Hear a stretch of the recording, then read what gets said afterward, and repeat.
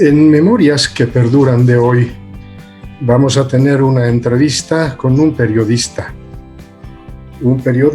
cuyo origen tiene en siglo XX en las minas del norte de Potosí.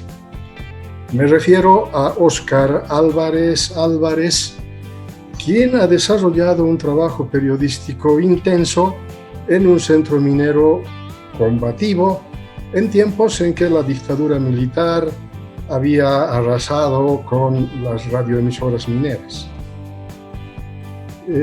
Óscar Álvarez, luego de la Pío XII, vino a Cochabamba y en Cochabamba empezó también a desarrollar su trabajo periodístico en Opinión, en Radio Centro, también en el periódico La Voz, que entiendo que es actualmente donde está trabajando en el ámbito periodístico. Óscar, quiero darte la cordial bienvenida al programa Memorias que Perduran y tu saludo inicial para el público que ve el programa a través de Facebook y a través de YouTube. Tino, ¿qué tal? Un gusto realmente compartir estos minutos contigo para poder recuperar un poco, creo, de esa historia que nos ha llenado de mucho orgullo, ha llenado nuestras horas de ansiedad, nuestras ambiciones de comunicación que hemos tenido y que todavía por suerte seguimos explotando. Yo tuve la suerte de conocerte en los inicios de la década del 82, precisamente en Radio Pío XII, cuando junto a José Ignacio López Vigil yo acompañé para desarrollar un taller de radio y me quedé por un espacio de más de un mes allá en siglo XX. Para mí ha sido grato conocer a gente como tú, Óscar, desarrollando un trabajo periodístico, un trabajo comunicacional. Mi primera pregunta, ¿tú naciste en siglo XX, Óscar? Yo he nacido en Catavi, unos kilómetros más abajo del siglo XX, donde inicié mis actividades educativas, actividades deportivas y todo lo que nos llenaba en ese momento la vida de todo niño, de todo joven en el distrito minero de Catavi. Evidentemente, ahí también fue el crisol donde inicié las actividades radiales en Radio 21 de diciembre, genial. Allá por el año 1972, donde tuve la oportunidad de conocer a un comunicador social paceño, Coco Dante, quien llegó con la novedad de las revistas radiales, aunque no en el contexto, no con el formato que conocemos habitualmente ahora, pero que fue una renovación en la comunicación social en los centros mineros. Coco Dante, y a mí que me gustaba la música, aportaba yo con los discos que podía comprar en ese entonces y que las emisoras mineras no tenían posibilidades económicas de costear esos gastos. Ese fue un inicio. Y con un amigo que tú también lo has conocido, Tino, es Enrique Centeno, que recientemente nos ha dejado, él últimamente ha trabajado en la agencia de noticias Fides. Él era grabador de la 21 de diciembre. Y empieza la historia porque él tenía un programa en la noche, Mediterráneo se llamaba, y me dice, Óscar, ven a ver un ratito. Yo no había utilizado micrófono en mi vida hasta ese entonces, pero tenía las ganas, evidentemente. Y me hizo repetir como una hora un texto de 2 líneas donde presentaba las poesías de un poeta cubano, el Negro Guillén. Yo tuve que esperar desde las 3, hora en que más o menos acabamos la grabación de esas 2 líneas, hasta las 9:30 de la noche en que se difundía el programa. Un sueño hecho realidad y que hasta ahora perdura en mi memoria, este inicio del trabajo de la radio, Tino. Yo quisiera retomar un poco Catavi. ¿Qué recuerdos tienes de Catavi, de tu infancia, de tu adolescencia? Catavi ha sido un distrito minero donde, pese que ideológicamente señalábamos de que no había ninguna diferencia, habían diferencias, pero que no nos marcaba la vida, sino algunas actividades extras, pero la vida era de una comunidad permanente. Recuerdo que, por ejemplo, en las calles, las vecinas se reunían para pelar la papa antes de la hora del almuerzo y no había ninguna discrepancia, no había ningún problema, era solidaridad plena, porque Tino, y para nuestros amigos, recuperando esa historia, esa memoria, es que tenías necesidad, se te acababa el azúcar antes de fin de mes o antes de que te toque el cupo, y decías, bueno, al hijo, anda a pedirle a la vecina, anda a la comadre, pídele una tacita de azúcar. Y no había ningún resquemor si no va a devolver o va a devolver, no había pan, había unas cuantas papas, unas cuantas cebollas, lo que podías, necesitabas, recurrías al vecino y el vecino te lo otorgaba porque en reciprocidad las familias compartíamos todo eso. Algún momento te llegaba a ti, te decían, présteme una tacita de arroz, y sin dubitaciones se entregaba. Y esa era la forma de vivir. Y los niños teníamos las calles como los grandes escenarios de partidos intensos de fútbol, fundamentalmente, la pelota voladora, pelota manchada, las cachinas que eran. Y cuántas veces no hemos recibido zeta porque los dedos se nos rajaban pues con enroscar el trompo, y el invierno que era muy crudo y lógicamente las mamás utilizaban curaciones muy familiares, utilizaban algunos productos no necesariamente de la farmacia, aunque teníamos atención médica todos los hijos de trabajadores, pero la vida era así, sencilla, complicada con esas cosas hermosas que se comparten de niños, los juegos. Había que ingresar, por ejemplo, al depósito de leña, la leña churqui que llegaba, y dejaba esos restos que asemejaban el mejor escenario deportivo, mejor que con pasto, tío. Era un campo deportivo donde hombres y mujeres jugábamos fútbol, fundamentalmente. Sabíamos y todos los juegos de niños que hoy están casi desaparecidos eran los que practicábamos de niños. La escuela. ¿Cómo nos recordar a un gran compañero? El hombre de piedra, le decíamos a Juan. Recientemente me he encontrado, trabaja en la Policía Nacional. ¿Y con él qué hacíamos? Yo tuve la suerte de tener los papás de mi papá, mis abuelitos, que me regalaban cada año una carpeta, esas de cuero, donde llevábamos nuestros materiales. Pero yo me encontraba con Juan en la puerta de la escuela número 1, Germán Buch. ¿Qué hacíamos?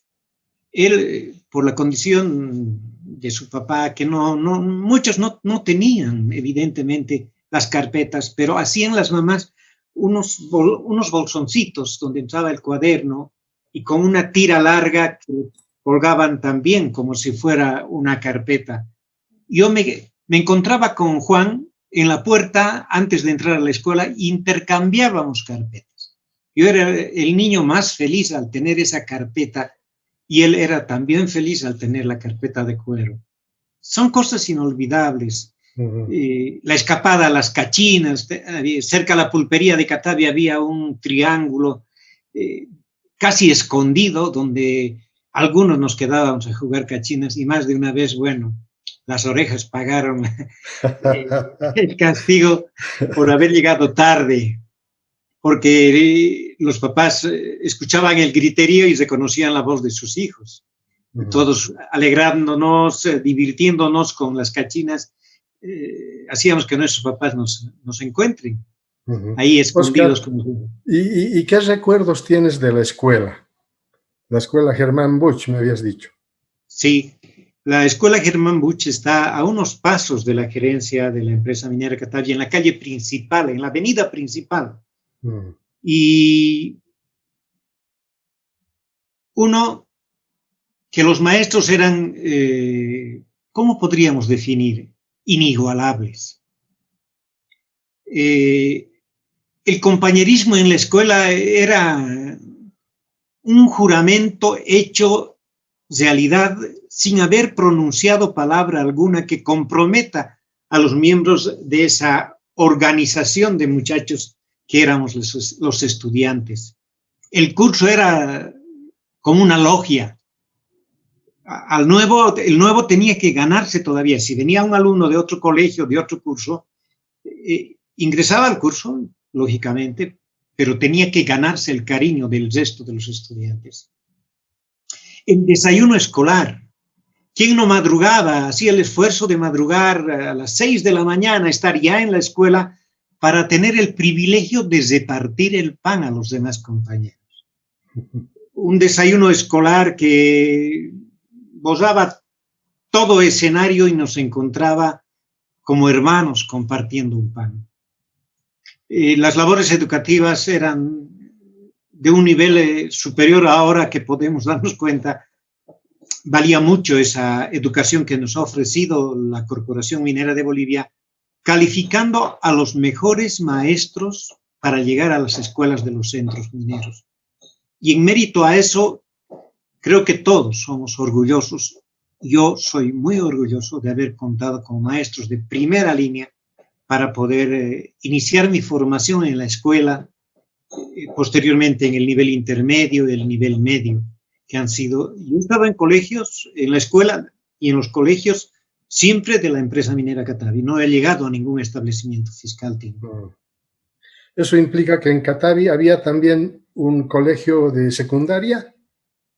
Cuando llego a sexto básico, sexto de escuela, cambia el sistema educativo e ingresa el sistema intermedio. Intermedio. Y la Corporación Minera de Bolivia tenía sus establecimientos pilotos en los centros mineros y especialmente en Catavi. Y es por eso, salgo de sexto, debía haber ido al primero de secundaria. Pero no, se crea el intermedio y la Comibol crea su ciclo intermedio Ayacucho.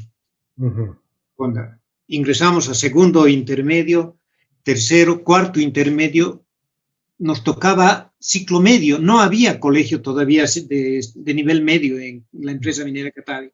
Pero la Comibol creó, cuando nos tocó salir, el ciclo medio, el poderoso colegio Junín, que está en La Pampa María Barzola, que concentra también mucha historia de la minería y de los movimientos sociales que se han vivido, que se han generado y que se han sufrido en los centros mineros. Tío. Y Oscar, ¿cómo te fue en el deporte? Bueno, de muy pequeño la natación, fundamentalmente, y el fútbol de calle. Claro, los mejores nadadores prácticamente vienen de Catavi en aquel tiempo. Sí, 14 años campeones nacionales no es poco, ¿no? Es una medallita que nadie más ha podido tener. El fútbol, el campeonato interseccional era la máxima muestra para niños de corta edad, desde los 5 o 6 años. Y mi escuela, la escuela Germán Buch, fue campeona de las escuelas mineras durante 2 años. Hemos tenido algunos de nuestros compañeros de esa selección a nivel profesional, especialmente en 31 de octubre.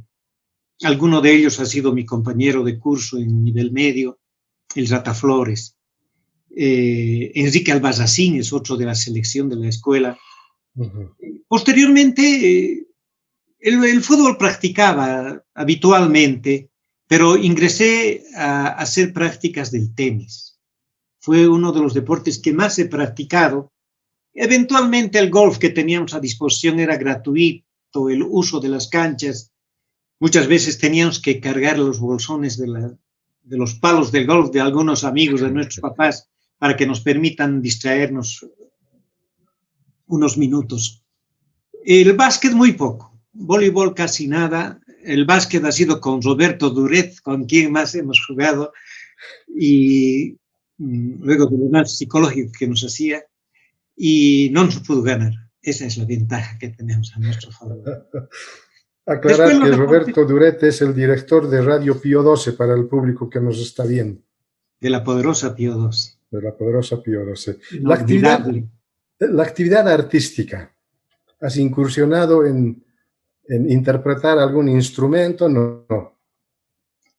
He sido un amante de la música desde muy pequeño, desde muy joven. El trabajo que mi mamá desarrollaba me daba alguna ventaja porque yo trabajaba para ella y me ganaba unos pesos que me permitían tener los extended plays, los long plays de ese entonces y posteriormente los cassettes. Y he construido, tengo una colección muy bonita de música en todos estos sistemas y lo único que cantaba era pues junto con la música que escuchaba de los discos. Eso es lo que me ha llevado al trabajo de radio, Tino.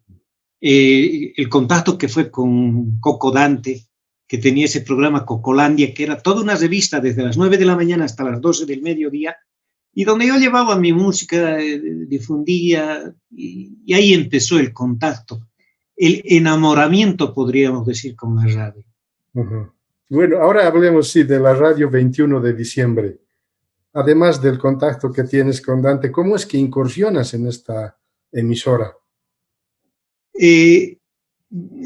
Coco Dante, teníamos un amigo en común que sabía de mi colección musical incipiente de ese entonces, y me invitó un día a su programa.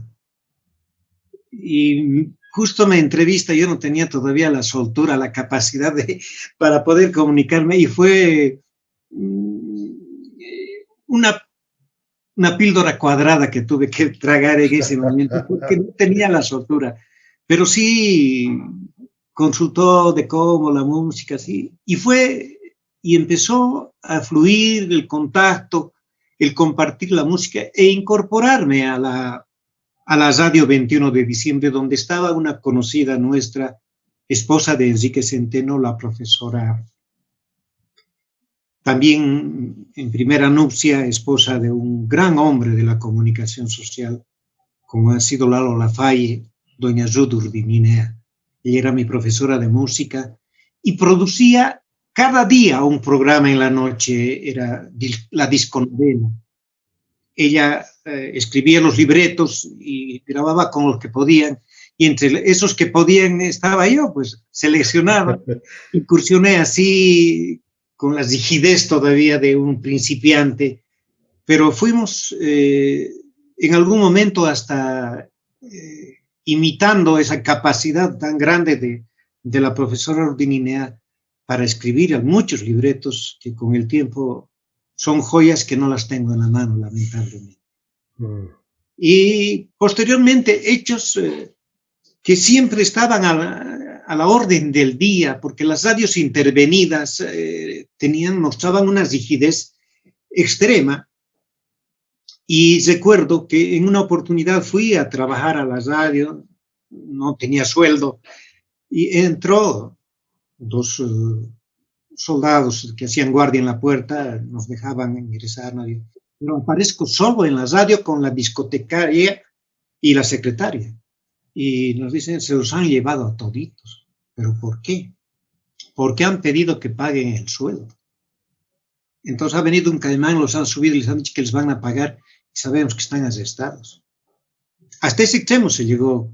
Entonces no sabíamos qué hacer, no sabíamos nada. Al día siguiente retornamos, la radio se cortó, evidentemente pasó del mediodía. Y al día siguiente vamos y estaba Pepe Vargas, ¿te acuerdas? Y él había venido con una instrucción de sacar la radio como se podía y con lo que se podía. Entonces me da una instrucción, me dice, Oscar, trabajaremos, haremos esto. Y me puso una radio donde se escuchaba Radio Panamericana. Y me dice, tienes que grabar el informativo de la Panamericana. Y en la tarde tienes que redactar esas noticias para difundirlas aquí en Alba. Y fue el primer trabajo periodístico que hice. Y lógicamente era emergencia de una serie de abusos que se cometían con los trabajadores en los medios de comunicación, las radios mineras fundamentalmente. Con el paso de los años he tenido la suerte, Tino, de dirigir Radio 21 de diciembre. Oscar Patiño estaba entre los compañeros, estaba Lolita y mucha gente allí nos conocíamos y no habían títulos, sino el corazón que nos juntaba a la radio y en la radio para poder hacer el trabajo que ha sido realmente sorprendente. Con el tiempo se ve que ha sido más que escuela. Yo creo que una universidad que no ha entregado títulos, pero que ha formado a los mejores comunicadores sociales del país. Oscar, ¿y qué es lo mejor que recuerdas de Radio 21 de diciembre? Radio 21 de diciembre, cuando llego a ser director, llego a tener autoridad en la comunidad de la empresa minera Catavi, en mi Catavi del alma. Me nombran presidente del comité de festejos del 6 de agosto. Y asumí una responsabilidad. Yo era chango, Tino, era joven. Y asumo una gran responsabilidad que, lógicamente, me obligó a madurar con la responsabilidad, porque había que organizar, dirigir y manejar la economía de una fiesta grande, la fiesta grande de Catavi, además del 21 de diciembre, el 6 de agosto, son las fiestas más grandes que se han tenido siempre allá. Y estábamos ante la mirada de toda la población, de todos los compañeros mineros de Catavi, mis compañeros de curso, mis compañeros de escuela, la gente mayor que nos veía y yo creo que no nos decía, pero confiaba en nosotros y esperaba lo mejor. Y han sido esos momentos inolvidables. Encontrarme y escuchar la radio, en un principio quedarme casi 6 horas, casi pegado a la radio para escuchar esas 2 líneas que presentan al Negro Guillén. Y posteriormente se convirtió en una costumbre de escucharme. Y hoy en día quisiera volver a escucharme en ese entonces. Yo creo que la posición crítica sería distinta. ¿Y qué actividades lograron desarrollar para las fiestas patrias del 6 de agosto? El número más importante de esa fiesta era el palo encebado. Y cantar a las 6 de la mañana con la banda de la empresa minera Catavi, que eran los trabajadores de la bienestar, cantar el himno nacional. Era lo más sagrado que podíamos tener, porque niños, trabajadores, jóvenes, mujeres, nos reuníamos alrededor del palco que se armaba en la plaza, debajo de la plaza 6 de agosto, que es la plaza principal, y cantábamos, pero con todo el ánimo, con todo el compromiso cívico, el himno nacional. Ese 6 de agosto, los 6 de agosto que he tenido la oportunidad de compartir con toda la gente de Catavi son inolvidables. El 21 de diciembre, la serenata, al Día del Trabajador Minero, los mensajes, siempre con un contenido profundo en lo político, en lo social y en lo económico. Las asambleas, Tino, que eran realmente escenarios de un debate no solamente de políticos, no solamente de dirigentes, sino de maestros. Porque ahí el dirigente que estaba desactualizado en los datos de la minería, de la explotación, de la producción, la cotización de minerales, era un dirigente que no servía. Porque los debates eran entre sectores, evidentemente, dirigentes identificados con diferentes partidos políticos, con líneas, tiendas políticas, pero cada uno hacía el mérito de tener el mejor mensaje, más actualizado, más certero y de mejor compromiso con la clase trabajadora. Recordemos de que ha sido el siglo XX, en eso se ha llevado siempre la flor, Catavi, en ese orden, y que a quienes trabajábamos en los medios, la transmisión de las asambleas eran las clases más profundas, más serias e inigualables. No se ha encontrado más un escenario y un contenido de enseñanza política que en esos eventos. Posteriormente, en la 21 de diciembre ha sido un trabajo intenso. Lo que más recuerdo en cuanto al trabajo netamente radial, la transmisión desde el Ingenio Victoria de una reunión de los trabajadores del ingenio que les habíamos pedido que vayan con su charango, la guitarra, y vamos a transmitir desde su fuente de trabajo para que sus hijos, las esposas, escuchen. Y fue un logro, pese a las limitaciones, tuvimos que robar energía, jalar cables, los micrófonos que no siempre eran los mejores, y todo fue por suerte superado con dedicación, con esmero, con esfuerzo de todos los trabajadores de la Radio 21 de diciembre. Son esas experiencias que nos han llevado a tener esta escuela de comunicación en un principio, Tino. Oscar, ¿y cuándo se da el salto hacia la Pío XII? ¿Cuáles son las circunstancias? Previamente trabajé en La Voz del Minero. La Voz del Minero, ya. Con un compañero, con Germán, donde también atravesamos momentos de angustia y de incertidumbre, porque en la tarde el programa, Radio La Voz del Minero era más frontal, evidentemente. Y teníamos un compañero, un amigo, Tomás, que él trabajaba en derechos humanos del siglo XX. Y nos avisa de que había llegado un libro, Narcotráfico y Política, lo debes conocer, de Yepala, una producción de Yepala, donde aparecen los nombres de quienes han formado parte de gobiernos de García Meza y de Banzer, y que eran dirigentes en algunos casos o trabajaban todavía por la vinculación política, ¿no? Y el narcotráfico que todavía no estaba tan descubierto en ese entonces. Y nosotros también agarramos el libro que nos había prestado Tomás y empezamos a leer y públicamente los nombres. Cuando acabamos de leer, no han pasado ni 3 minutos y nos llaman de la tranca entre Uncía y Catavi. Y nos dicen, los locutores que desaparezcan, eran trabajadores, porque están viniendo un caimán de soldados, están saliendo. Y nos han dicho que los van a detener porque cosas han leído. Uno, que nos deshicimos del libro y deshicimos nuestras rutas y desaparecimos como se pudo. Fueron momentos muy difíciles, ¿cierto? Antes de llegar a la Pío XII, evidentemente el momento más difícil de la radio. Pero grabamos en La Voz del Minero los hechos ocurridos en Chicago para el 1 de mayo. Experiencias de ese tipo se vivían constantemente. Y luego fue Abenor Alfaro quien me invitó a trabajar en la Pío XII. Un día baja, ellos tenían movilidad, tenían una vagoneta y nos dijo, vamos a ver, en la fundición había un problema.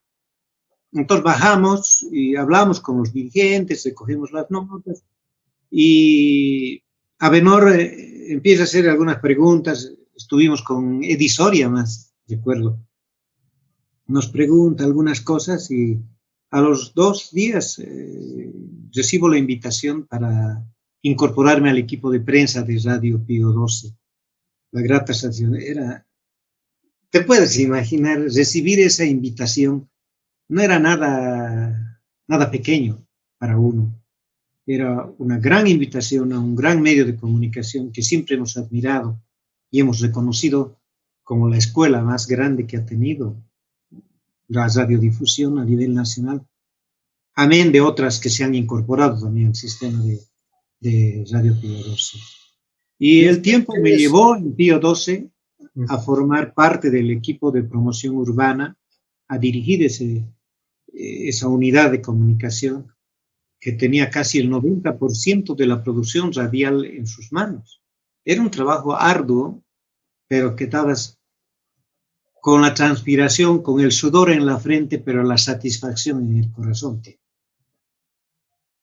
¿Qué es lo mejor que recuerdas de la Radio Pío XII? Creo que lo que siempre ha entregado, formación. Pío XII tenía contactos con muchas instituciones nacionales e internacionales que nos han permitido acumular experiencias, compartir las tareas que has hecho, corregir algunos trabajos que estarían mejor desarrollados con el asesoramiento, con las instrucciones, con las sugerencias que recibíamos de los otros equipos de emisoras de la misma línea de Pío XII, de una formación radial, de una escuela educativa a través de la radio. Entonces, ha sido un trabajo arduo de sacrificio, de esfuerzo, como siempre ha sido de todo el personal y los compañeros en la Pío XII. Yo creo que su formación es lo mejor que he podido tener en esta suerte de llegar a esa emisora, Tino. Y ahí te conocí, precisamente en un proceso de capacitación que era permanente en la Pío XII. Los debates, las evaluaciones permanentes hacen que Pío XII crezca, se mantenga, avance en esta tarea muchas veces difícil de la comunicación. Si hablamos de limitaciones, de dificultades, ¿cuáles señalarías en ese proceso radiofónico desarrollado por Pío XII? La Pío XII, por primera vez, y creo que he sido uno de los que ha tenido la suerte de utilizar los famosos handys, la comunicación inalámbrica, que por primera vez nos permitía desde kilómetros conectarnos con estudios. El padre Roberto Duret, el director de la radio, director general de la radio, junto a Ernesto Miranda, que era el director ejecutivo de la emisora, han contribuido. Ernesto trabajaba también en ALER, que era el contacto de actualización de la radio. Técnicamente teníamos muy buenos equipos. La preocupación del proyecto exigía de que hayan las mejores condiciones técnicas y el apoyo en ese campo era permanente. Mantenimiento de grabadoras, de los equipos, de todo era a la orden del día. En la Pío XII teníamos la suerte también de contar con los equipos, con los mejores equipos y de una calidad sin duda inigualable. Esa es la ventaja que yo creo que Pío XII ha entregado a la gente que ha pasado por esos micrófonos para poder brindar también su trabajo. Oscar, cuando se aplica el Decreto Supremo 21060 en agosto de 1985, ¿tú continuabas en la Pío XII? El 85 sí, estaba despidiéndome, pero resultaron ser los últimos años. Pero hay una experiencia, Tino, en la Pío XII.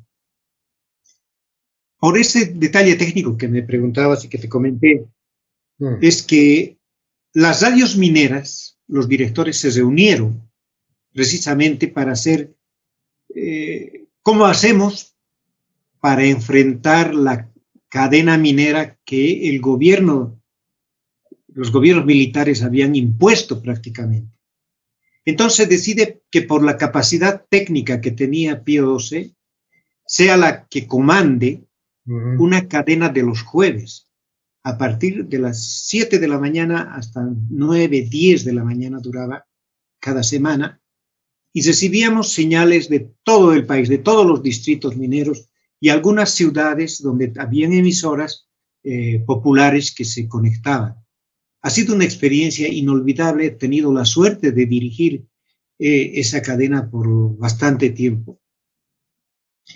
Y porque había que estar concentrado 200%, porque no había otros sistemas sino las señas, o teníamos alguna forma de comunicar quién estaba entrando o qué radio entraba después. Teníamos que hacer muchos esfuerzos para cumplir con una tarea que hoy en día se ve facilitada por los avances tecnológicos. Y esas tareas han sido las que me preguntabas sobre el 21060. 21060. Sí. Han sido jornadas de mucha amargura. Por primera vez se ingresó a Interior Mina a cumplir una huelga de hambre. Cientos de trabajadores en Interior Mina en los diferentes niveles, pero ¿qué tendríamos que hacer? Como radio era nuestro desafío. ¿Qué hacemos para comunicar a todos esos huelguistas de hambre, a las mujeres que estaban en uno y otro campamento, en oficinas, en todo lo que se podía, la huelga de hambre contra el 21060? Y tuvimos que crear los portapapeles que llamábamos. Llevábamos de sección en sección. Organizamos con los músicos de los centros mineros en el norte Potosí una caravana de solidaridad. Nuestros papás estaban en huelga de hambre en las escuelas, en los colegios, y les visitábamos con una presentación de unos minutos para poder darles la energía, la fuerza, el apoyo.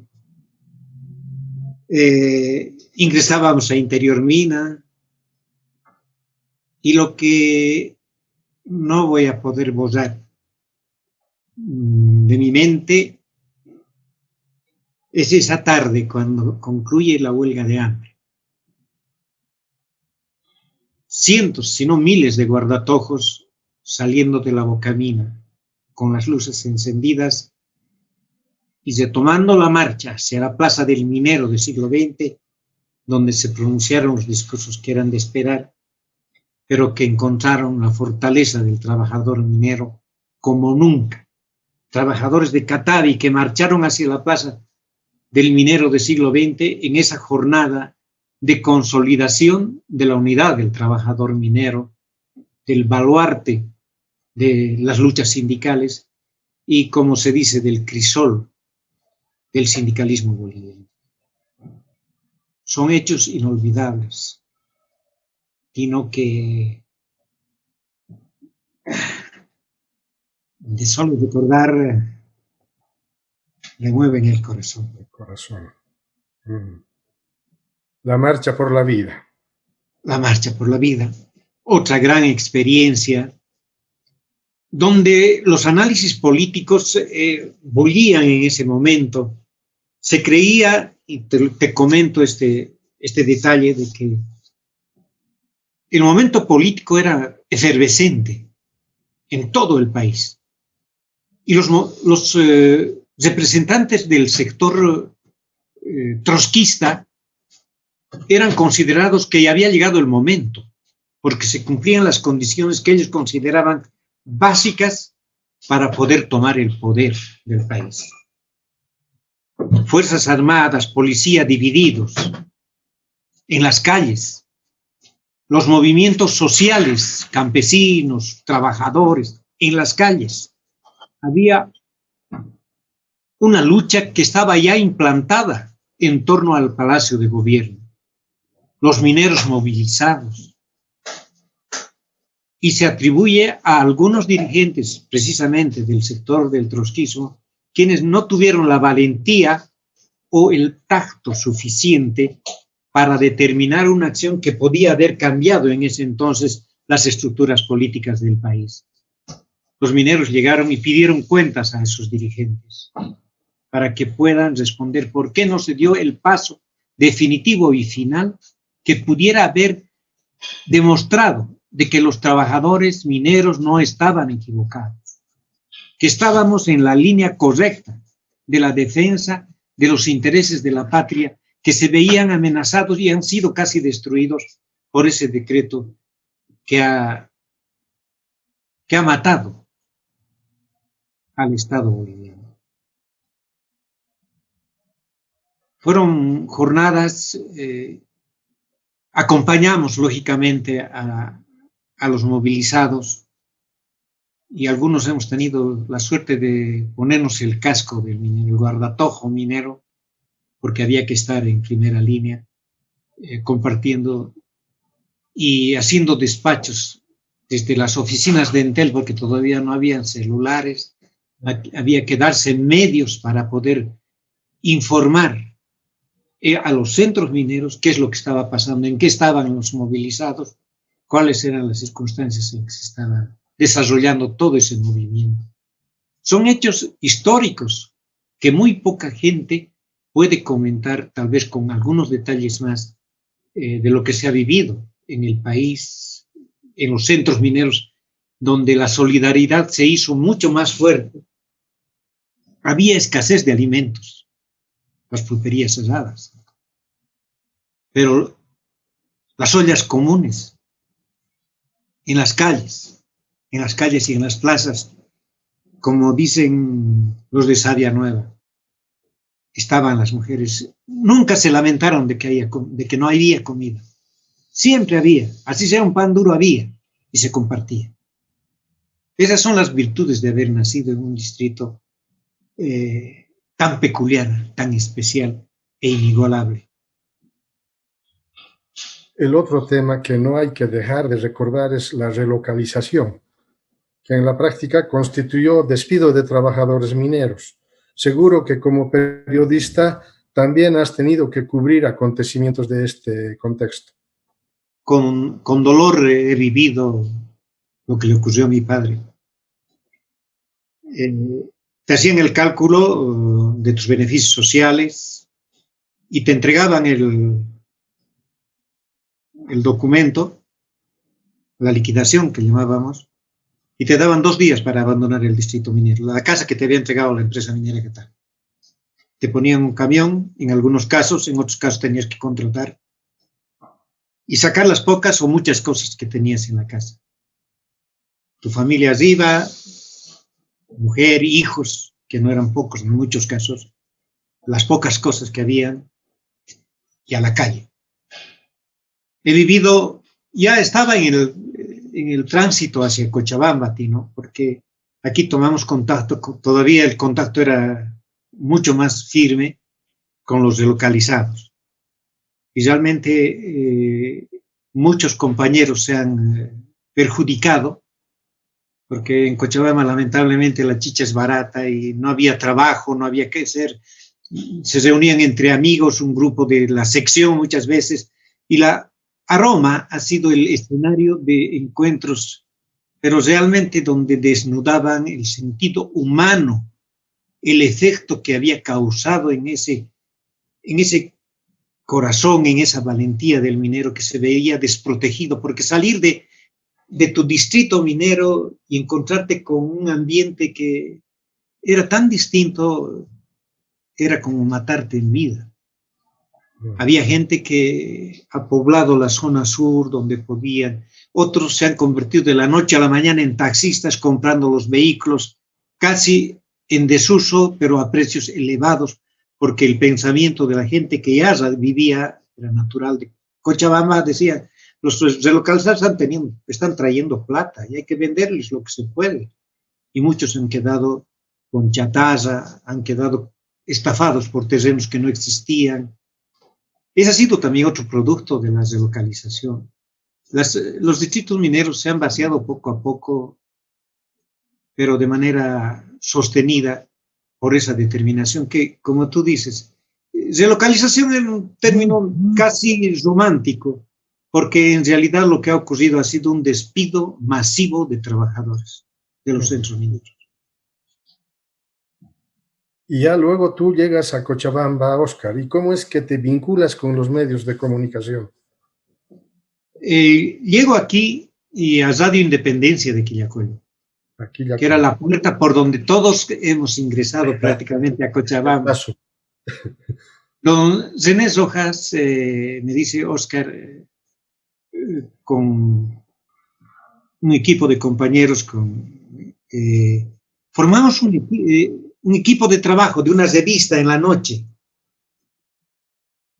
Ventanas sin Cristales se llama, imitando el título de un programa que se hacía en La Voz del Minero hace muchos años atrás. Y tenía de todo, era una revistita así liviana de la noche. Todavía los televisores no estaban en todas las casas, o sea, había gente que nos escuchaba. Y hay una anécdota en Radio Independencia Ese equipo del que te estoy contando, Sandor Salvatierra estuvo con nosotros, estuvieron varios compañeros. En una oportunidad no teníamos equipo deportivo, no teníamos, éramos unos radialistas nada más. Entonces se nos ocurre, ¿por qué no transmitimos alguna actividad? ¿Qué podemos transmitir? Y a alguien se le ocurre, las huayuncas. ¿Será que podemos? Y habilitamos un equipo con frecuencia modulada que transmitía a unos cuantos metros y recibíamos en otra radio la frecuencia y al frente un micrófono. Empezamos transmitiendo los sábados las huayuncas de Quillacollo. Tal fue el éxito que teníamos que dar horarios a los patrocinadores, a quienes nos contrataban, y la pasábamos muy bien. No creo que no se ha repetido esa experiencia, pero así empieza. Y luego Carlitos Pereira, lo has debido conocer, ha estado en el distrito minero de Colquiri, lamentablemente ya no está con nosotros. Él me invita a Radio Cosmos de Bolivia. Junto a Marcelino Navía, hacemos el trabajo y me dice, ven a trabajar con nosotros desde mañana. A don René Rojas tuve que comunicarle la noticia y bueno, a nadie le gusta que le sorprendan de esa manera, ¿no? Claro, claro. Y me vine aquí a Radio Cosmos en Cochabamba, cuando estaba todavía en la San Martín, Sucre San Martín. Y luego, afortunadamente, muy pocos meses, tres meses estuve. Seguía trabajando en Radio Cosmos, pero me invitan al periódico Opinión. Ahí estaba Federico Sabat, Piti Novillo, estaban compañeros de siglo XX, Roberto Torres, también varios otros compañeros que conformamos un equipo en la transición de las máquinas mecánicas a las máquinas electrónicas, las computadoras. Y ni te imaginas lo que hemos sufrido, porque se perdía material, estabas acabando todo tu material, apretabas el botón indebido y se borraba todo. Claro. Eran situaciones muy extremas. He estado muchos años en el periódico Opinión y me dio la oportunidad de conocer a un gran periodista, a don Jaime Buitrago, y él era jefe de prensa en Radio Cosmo, o Radio Centro, perdón, y fue también quien me llevó a esa emisora, donde permanecí 27 años como jefe de prensa de ese medio, y tuvimos la oportunidad de compartir con gente de gran calidad profesional y humana en el trabajo de la radio. Así es como voy construyendo esta historia. Previamente estuve 3 años en Santa Cruz. La mamita de Urcupiña me ha llevado allá, porque fue que desde radio con René Rojas transmitíamos toda la entrada, todos los actos. Y en la tarde, una tarde me anuncia, me dice, está llegando el dueño de Radio Norte de Montero, don Leonardo Arteaga. Y me dice, Oscar, tú vas a relatar, vas a transmitir para esa radio. Solito. Y bueno, pues qué cosa más nos podía pasar. Entonces trabajé los 3 días con don Leonardo. Y al final de los tantos, yo esperaba 10 pesos de reconocimiento y me regaló 100. Una proporción insospechada para mí y la oferta de irme a Santa Cruz. Me dice, aquí están los pasajes, usted se va, quiero que sea mi jefe de prensa, de Radio Norte de Montero. Me voy a Montero, otro ambiente, otra experiencia. Ahí sí he visto el narcotráfico muy de cerca. He visto las cosas que se hicieron con la juventud del norte de Santa Cruz, el despilfarro que en ese entonces existía, merced a esta actividad. Y las cosas que se comentaban como fantasía allí eran realidad. Por ejemplo, llegaban los camiones cargados de coca, con carpas, y los jóvenes que estaban ahí charlando en la plaza de Montero, automáticamente sabían a qué camión tenían que subir y eran ágiles para trepar, se perdían entre la carpa y no se sabía si es que volvían. Pero se sabía que hacia el norte de Montero era donde funcionaban las fábricas de cocaína. Muchas actividades de ese tipo, cosas increíbles tienen. Cuando hubo un operativo se descubrió una gran fábrica de droga. Llegamos, a los periodistas nos llevan en una camioneta y llegamos a un lugar donde no había más paso, era cerrado. Arbustos, árboles, troncos, había de todo. Cuando uno de los oficiales nos dice, aquí usted se para, ya no siguen, ¿no? Claro, si no hay paso por dónde, ¿qué vamos a hacer? Esperen un rato. Me manda a uno de los policías, apretan un botón ahí atrás supuestamente, y se abre todo como un abanico para dejar pasar la movilidad. A ese extremo llegaba ya en ese entonces la capacidad de mimetización que tenían los que trabajaban con el narcotráfico. Son situaciones así. Encontramos en una casa donde había 80 vehículos, 0 kilómetros, de propiedad de uno de los involucrados en esta actividad. En Montero, en ese entonces, hablamos de los 80, desaparece el dinero como por arte de magia. No había dinero, circulante cero. Gente que venía, te vendía en lo menos de la mitad, menos de la cuarta parte, un vehículo en buen estado, pero no podías comprar porque no había dinero.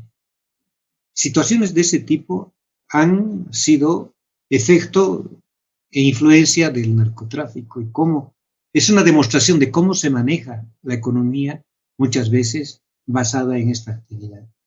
Esas cosas han sido las que se han producido en mi vida y así he llegado a Cochabamba, donde he permanecido.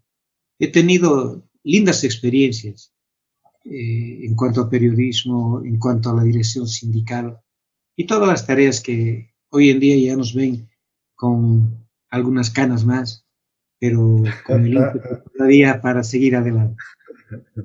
Óscar, si hacemos un balance del trabajo periodístico que has desarrollado, ¿cuáles serían los logros que tú consideras que son importantes en tu vida?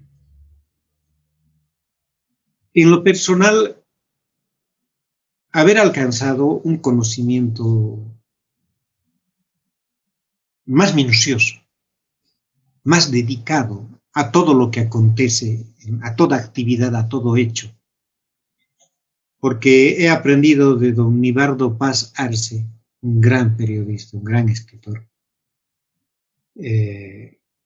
con quien me gustaba tomar siempre una cervecita. El que se dedica al periodismo y no lee, no va a seguir adelante. Y a esa escuela, y también de los centros mineros donde leíamos bastante, yo creo que me ha ayudado mucho a comprender la realidad, a ver más allá de lo que habitualmente vemos a través incluso de los medios de comunicación, y tal vez tener y crear ese sexto o séptimo sentido para ir anticipando lo que puede ocurrir en determinados momentos, el sentido de ubicación informativa. Yo creo que esas son las grandes cosas que he podido tener gracias a esta hermosa tarea como es el periodismo. En lo personal, los logros que un buen trabajador podría tener, hemos obtenido. Nos hemos hecho parte de esta sociedad cochabamina que nos ha costado entrar en un principio, pero que nos ha aceptado y creo que no la hemos defraudado con nuestro trabajo.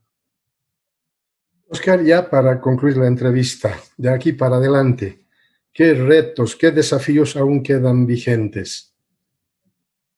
En principio, que tenía profundas ganas de tener una radio, que sería un logro máximo tal vez de mi vida. Una radio que tenga algunas peculiaridades que yo he encontrado y que puede ser de mayor servicio a la población. Yo creo que se está perdiendo eso, el servicio, el ser útil, el utilizar un medio de comunicación no solamente como mercancía que permita ganar económicamente, porque la satisfacción de servicio de un medio de comunicación es fundamental, debería ser fundamental siempre. Yo creo que esos valores humanos no tienen que perder. Yo creo que las carreras de comunicación evidentemente forman profesionales, pero yo quisiera que nunca quiten ese valor humano que debe tener el comunicador, porque muchas veces, lamentablemente, nos encontramos con jóvenes, evidentemente profesionales, evidentemente muy capaces, pero que adolecen de ese sentido, de ese valor humano, que nunca debe perder un comunicador, un periodista. Porque cuando dejemos de ser sencillos, dejemos de sentir el dolor que atraviesa otra persona, no servimos para comunicar, no servimos para hacer periodismo y deberíamos dedicarnos a cualquier otra tarea, menos a esta hermosa, a esta única actividad como es el periodismo. Bien, Oscar, quiero agradecerte por haber aceptado esta entrevista y por haber compartido esta tu semblanza de vida. Podríamos continuar hablando mucho más, pero ya el tiempo es corto y llega a nuestro límite. Así es que agradecerte y pedirte tu despedida del público que va a ver Memorias que Perduran. Tino, en principio agradecerte a ti. Ver en determinado momento a mi profesor aquí ahora compartiendo conmigo esta rememoranza de las experiencias de la vida que a veces ha pasado y nosotros no nos preocupamos de repasarla, de revisarla. Y en programas como este, por ejemplo, saltan los sentimientos, se remueve el alma. Y agradecerte nuevamente, agradecer a la gente que nos sigue, brindarte todo el apoyo, pedirte que no decaigan esta intención de reconstruir la historia de la comunicación social en el país. Y gracias, muchísimas gracias por tomarme en cuenta entre esos factores que pueden contribuir.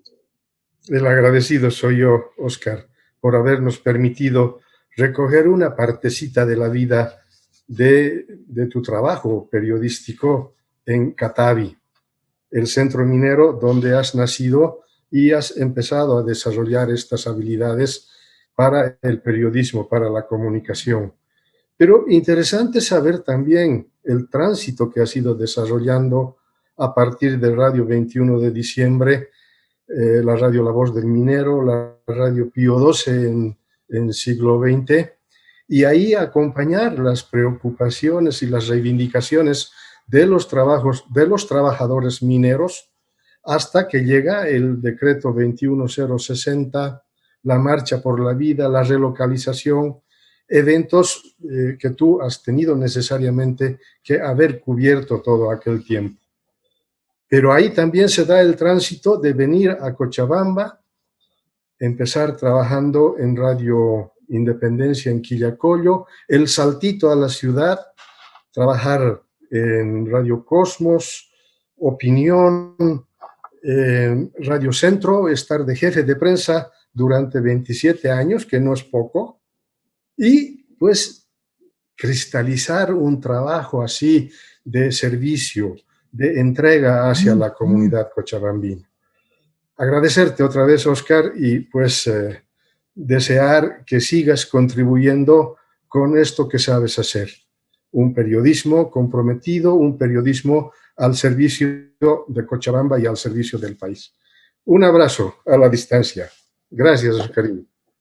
Fuerza, compañero. Hasta pronto. Gracias.